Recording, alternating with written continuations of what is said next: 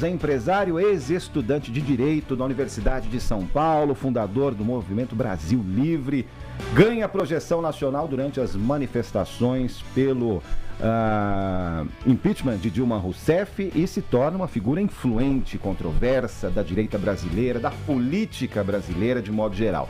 O tom combativo você já conhece, a forte atuação nas redes sociais, críticas ao bolsonarismo, o sistema político tradicional e agora a tentativa de transformar esse capital digital político do MBL em um projeto presidencial. A partir de agora, aqui na TMC, nós recebemos o Renan Santos, pré-candidato à presidência da República pelo partido Missão. Seja bem-vindo, muito bom dia. Muito bom dia a todos vocês, a todos os espectadores. Muito obrigado pela oportunidade de estar aqui trocando ideia. Vai ser um prazer. Vai ser um prazer e os seus fãs aqui nas nossas redes sociais estão bombando desde a madrugada. Barulhentos pra caramba. Não, e é verdade, eu acordei, aí eu fui dar uma olhadinha, né? Tava já aparecendo TMC e eu vi tinha uma galera do quadradinho preto, branco e amarelo, né?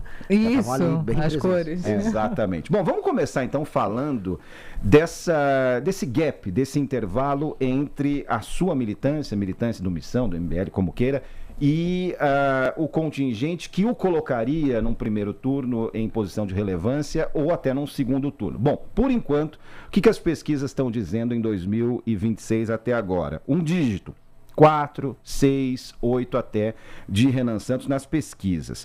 Como pular para 2 dígitos? Como sair da bolha, fazer o eleitor e eleitora te colocar num eventual segundo turno? Essa é a discussão que eu tenho com o meu time, porque basicamente se eu chegar a 2 dígitos, eu estou completamente no jogo para ir pro segundo turno. Há agora, ainda mais depois dos recentes escândalos envolvendo o Flávio Bolsonaro, a ideia de que os Bolsonaro, né, através do Flávio, não podem vencer o Lula no segundo turno. Inclusive vazou, através de uma concorrente de vocês, um tracking de um instituto. Não é bom ficar citando institutos, eles ficam bravos quando eu falo de trackings, mas mostrando o Lula no segundo turno 7 pontos à frente do Flávio. Isso se torna quase impossibilidade, portanto aquele efeito manada que eles querem ter, avisando, nem adianta votar em quem tá em terceiro, em quem tá em quarto, me põe no segundo turno que eu ganho, já não dá pra fazer. Ou seja, o Flávio é uma certeza de derrota pro Lula. Portanto, aquele que estiver em terceiro mostrando viabilidade, tem grandes chances de ir pro segundo turno. E hoje eu estou na melhor posição para isso. A principal pesquisa, eu posso definir isso aqui para vocês, é a Atlas. E por que a Atlas? Porque ela faz a coleta digital, é o método mais moderno de coleta hoje. E eles acertaram as eleições mais difíceis de acertar no mundo hoje. Acertaram a Hungria é um regime fechado. Elas conseguiram acertaram a Argentina, acertaram o Chile, acertaram os Estados Unidos. E ela está fazendo coleta agora, inclusive. E a Atlas me coloca confortavelmente na terceira posição, sempre uma trajetória de subida. Espero que eu suba agora na próxima que vai sair. E aí eu conseguindo, e esse é meu plano, até o início das eleições bater 10%, indo até os debates, eu acho que eu começaria a fazer alguma baguncinha para ir para o segundo turno. Participa dos debates, isso é um compromisso. Estou convidado. Agora, vocês devem ter visto que o nosso querido Flávio não quer que eu vá, né? Você está se colocando aí nos debates, é claro, mas o Flávio Bolsonaro colocou impedimento. Esse limite, se você for para os debates, Flávio Bolsonaro não irá. Por quê? O que tem aí nos bastidores? É medo. O Flávio não é um sujeito muito inteligente. O Flávio tem um histórico muito ruim, né? Enquanto eu estava caminhando a pé até Brasília para derrubar Dilma Rousseff, o Flávio estava fazendo, vamos dizer, vamos colocar aqui, ele estava recebendo doações dos seus próprios funcionários, né, através de um amigo dele, Queiroz. Não tinha nada de errado nisso, apenas eram doações, eles eram muito generosos, davam 80% do salário para ele, e ele cuidava de pegar esse salário em dinheiro, levava para a loja da Copenhagen dele e comprava muitos chocolates ali, e aí a contabilidade era bem administrada nesses termos. Então, é um cara que, assim, tem um histórico muito podre. O que saiu agora recentemente dele mostra uma relação muito próxima dele com o Vorcaro. Ninguém financia um filme B, vamos falar a verdade, aquele filme que estão fazendo do pai dele, um filme B, com 134 milhões, desculpa. Já foi demonstrado que a empresa que recebia o dinheiro, ela comprou uma casa no Texas, curiosamente habitada pelo irmão dele. Então, a gente falar que ele teria condições de me encontrar num debate, realmente é meio viagem, ele não gostaria não. Como é que você avalia essa semana que passou desse ponto de vista? Da história do filme, aquela quarta-feira que chamaram no mercado financeiro de Flávio's Day, daí pra frente a coisa degringolou. Porque tem uma questão muito interessante. Na semana anterior, o governo Lula perdeu 2 pontos importantes no Congresso Nacional. O governo Lula acabou. Na semana seguinte teve a história do filme. A candidatura de Flávio acabou. É isso mesmo ou vem semana e muda tudo de novo? Não, ninguém, né, na política você morre várias vezes, né? É uma arte incrível de nunca sucumbir de verdade. Eu não achava que a derrota do Lula fosse uma derrota que o afetaria em termos eleitorais. Ela teria um efeito político, mostra, vamos dizer, a incapacidade dele controlar um Congresso que está rebelde, uma aliança que foi feita entre o Alexandre de Moraes e o Alcolumbre, né, o que já mostra que a própria divisão interna do STF está afetando o Lula. Mas, eleitoralmente, o eleitor do Lula não ia ser afetado por aquilo. Agora, eleitoralmente, vamos dizer, a pessoa que vota no Flávio, uma parte dela, sim.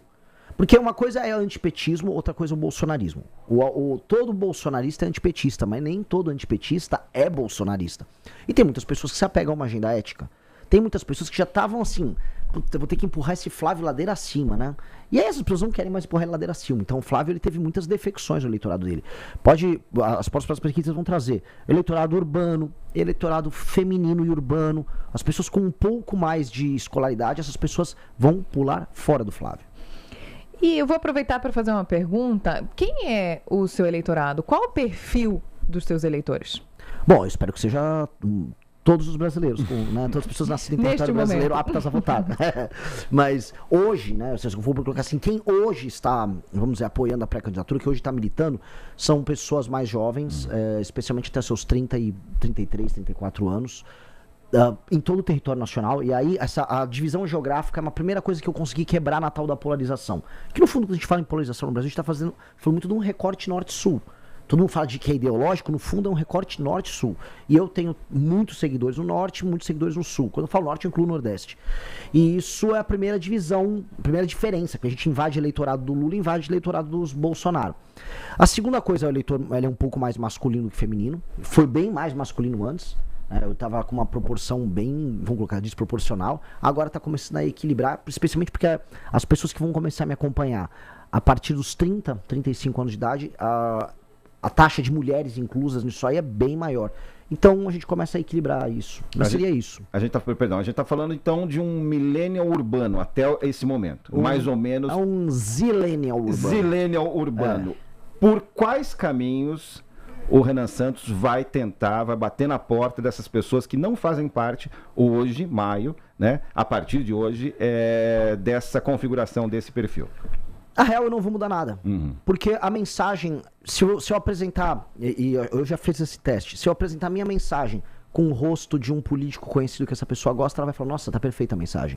A questão toda é que as pessoas não me conhecem, eu sou mais desconhecido dentre todos, e há uma questão, as pessoas mais velhas já estão mais apegadas à polarização do que as mais novas.